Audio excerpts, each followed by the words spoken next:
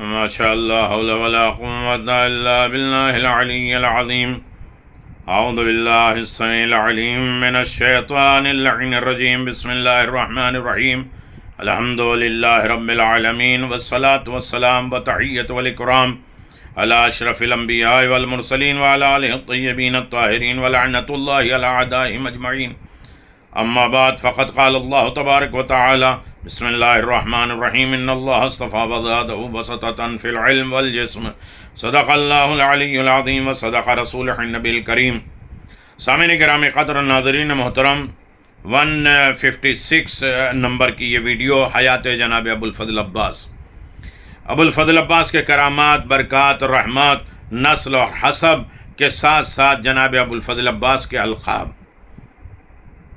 جیسے ایک لقب ہے ابوالفضل. ابوالفضل فضل کے باپ نہیں. لفظ اب یا ابو صرف والد اور باپ کے معنی میں نہیں آتا، بلکہ مالک کے معنی میں آتا. اب جیسے ابو تراب، تراب کا باپ نہیں، مٹی کا مالک. اسی طرح ابوالفضل کے معنی یہ ہیں کہ جس چیز پر فضل پروردگار کا اطلاق ہوتا، ان تمام فضل کے مالک ہیں ابوالفضل عباس. اولاد فضل، اولاد فضل ہے، اس کے مالک عباس ہیں. حیات فضل ہے، اس کے مالک عباس ہیں.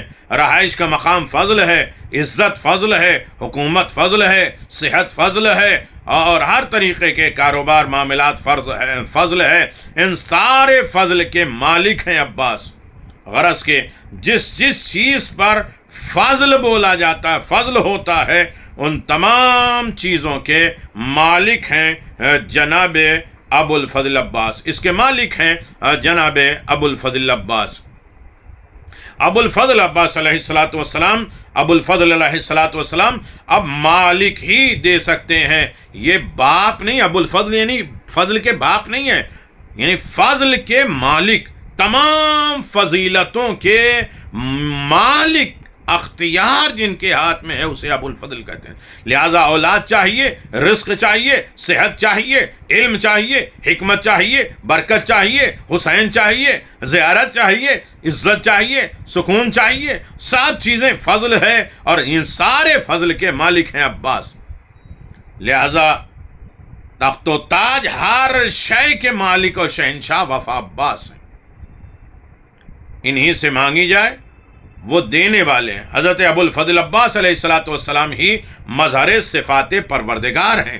وہ دستے کبریائی ہیں جو دونوں ہاتھوں سے عطا کرتے ہیں. بل یداہ مبسوطتان ینفق کیف یشاء.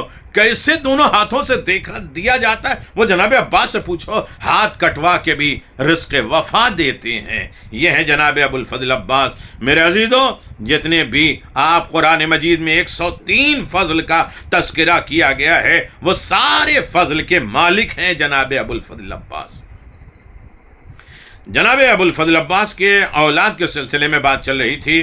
اولاد حضرت عباس کے سن تاریخ اور مقام اور کتابوں میں حضرت عباس کے بھائیوں کی عمریں بڑی اہتمام اور تفصیل کے ساتھ ذکر ہوئی ہیں. ساتھ ہی محققین نے جناب ام البنین کے سال عقد پر بھی خوب تحقیق کی ہے. جب حضرت عباس کی اولادوں کا تذکرہ آتا ہے تو ان کے سن ولادت اور وفات کا تعین کچھ آسان نہیں ہے، لیکن پھر بھی کہیں نہ کہیں کچھ اشاروں میں مدد سے کسی نتیجے تک رسائی کی جا سکتی ہے. جو کچھ بھی مجھ پر آشکار کھلے ہوئے ہیں اور اس کو سامنے قاسم ابن عباس علمدار شیخ صادق کرباسی نے 40 سال ولادت اور حضرت کربلا میں شہادت 61 کا ذکر کیا ہے. اور کیونکہ ابو اسحاق قاسم کی عمر شہادت کے وقت 19 برس لکھی ہے، اسی لیے 42 سال کی ولادت اور 61 سال کی شہادت یہ کہاں ہے؟ محمد ابن عباس علمدار شیخ صادق کرپاسی نے سال ولادت 37 لکھی ہے، کربلا میں شہادت 61 میں، اسی طرح وقت شہادت 24 سال کی عمر بنتی ہے۔ حضرت عباس کا سال ولادت 26 متفق ہے۔ اگر محمد ابن عباس کی 37 میں ولادت ہوئی مانی جائے تو اس وقت حضرت عباس کو 10-11 برس کا تسلیم کیا جائے گا، جو بہرحال تحقیق طلب ہے، اور یہ نہیں ہوتا ہے، بلکہ ان کی عمر 37 نہیں، 27 یا 25 سال تھی۔ جناب جابر ابن عبداللہ انصاری نے حضرت ابو الفضل عباس کو ابو القاسم کہہ کے گویا قاسم ابن عباس کے حضرت عباس کی اولاد اکبر ہونے کی طرف اشارہ کیا ہے، اس لیے محمد ابن عباس دوسرے بیٹے ہیں، قاسم بڑے ہیں۔ تمام نسب لکھنے والوں کو محمد کو لبابہ کا فرزند لکھا ہے، اور لبابہ کا عقد 50 کے بعد ہوا ہے، اس لیے اس کے بعد ہی سال ولادت مانا جاتا ہے۔ یہ تحقیقی گفتگو ہے۔ عبداللہ ابن عباس، شیخ صادق کرپاسی نے سال ولادت جو ہے 56 لکھا ہے اور اسیروں میں شمار کیا ہے، جبکہ محسن امین عاملی نے ان کو کربلا میں شہادت لکھی۔ بہرحال آپ واقع کربلا کے وقت بہت کم سن تھے جناب عباس کے بیٹے عبداللہ۔ ایک ہے عبید اللہ ابن عباس علمدار، عبید اللہ 61 میں کم سن تھے اور ان پر سب کا اتفاق ہے۔ آپ اپنی دادی ام البنین کے ہمراہ مدینے میں رہ گئے تھے، اور ان کا سال وفات کتاب میں 155 لکھا ہوا ہے، لیکن تعجب ہے کہ بعض نے ان کی عمر 55 سال لکھی ہے۔ اگر اس درست مانا جائے تو 100 میں ولادت کیسے ممکن ہے؟ یقیناً یہ تحقیق طلب ہے، 55 ہوتا ہے، اور 55 کی ولادت میں بہرحال 155 میں وفات سے اندازہ ہوتا ہے کہ عبید اللہ کی تقریباً 100 برس کی عمر پائی جاتی۔ حسن ابن عباس علمدار، آپ کی والدہ بھی جناب لبابہ ہیں، اس لیے 50 کے بعد ہی سال ولادت ماننا پڑے گا۔ سال ولادت کا اشارہ کتابوں میں موجود ہے۔ فضل ابن عباس علمدار، آپ کی والدہ بھی جناب لبابہ ہیں، اس لیے ان کو 50 کے بعد ہی سال ولادت ماننا ہوگا، اور سال وفات کا اشارہ کتابوں میں نہیں ہے۔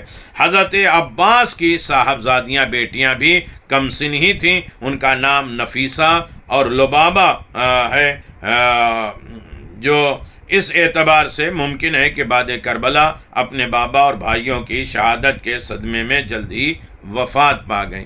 یہ جناب ابو الفضل عباس کی اولاد ہیں۔ اب جناب قاسم کے فضائل اور مناسبت میں آپ کی خدمت میں گزارش کروں گا، جو جناب ابو الفضل عباس کی شخصیت ہے۔ حضرت قاسم ابن عباس علمدار صاحب وسیلۃ الدارین کے مطابق قدیم کتابوں میں شہادت کا ذکر نہیں ہے، لیکن متعدد مقاتل میں ان کی شہادت پہ اتفاق ہے۔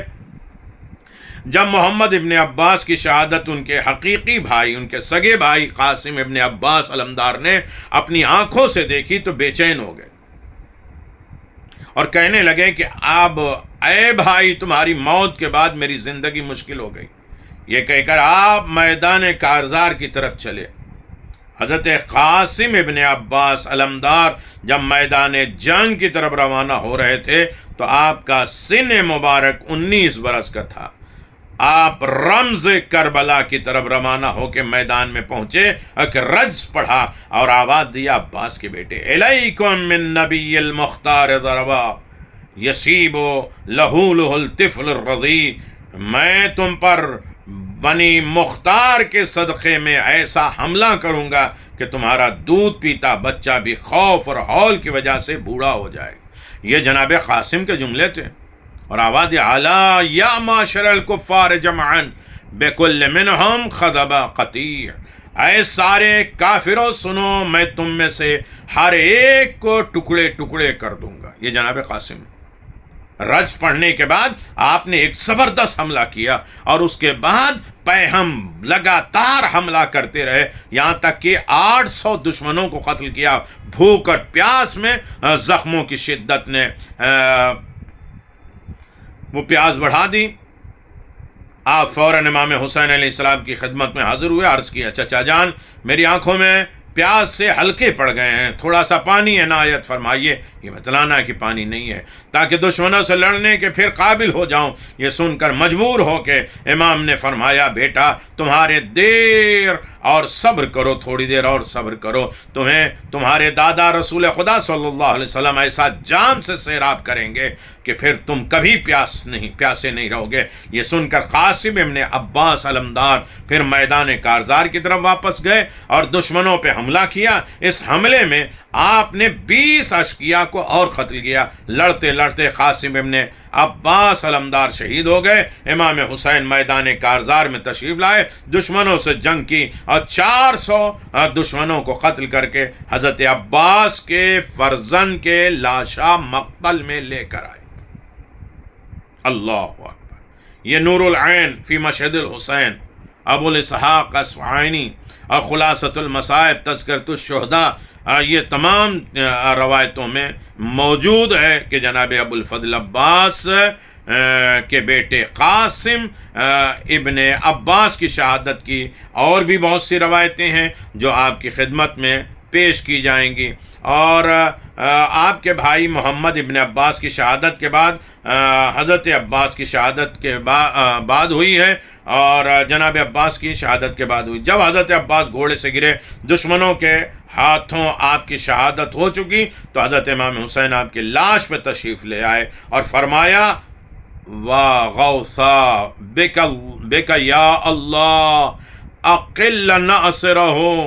یہ آواز سن کر محمد ابن عباس اور قاسم ابن عباس آپ کے پاس آئے اور کہا لبیک یا مولا نحن بین یدائک، اے ہمارے مولا آقا ہم آپ کے سامنے حاضر ہیں۔ امام حسین علیہ السلام نے ان کے چہرے کی طرف دیکھا اور فرمایا تمہارے باپ کی شہادت ہی میرے لیے کافی ہے۔ دونوں نے جواب دیا امو جان ایسا نہیں ہے، ہمیں اجازت دے دے۔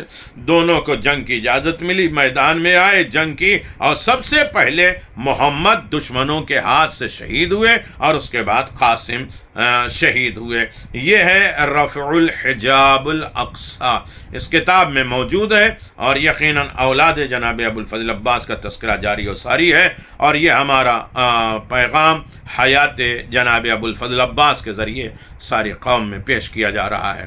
خدا امن یجیب المضطر اذا دعاہ یکشف السوء یا کاشف الکرب عن وجه الحسین اکشف کربی بحق اخیک الحسین۔ اللہم عجل لولیک الفرج یا ابو الفضل۔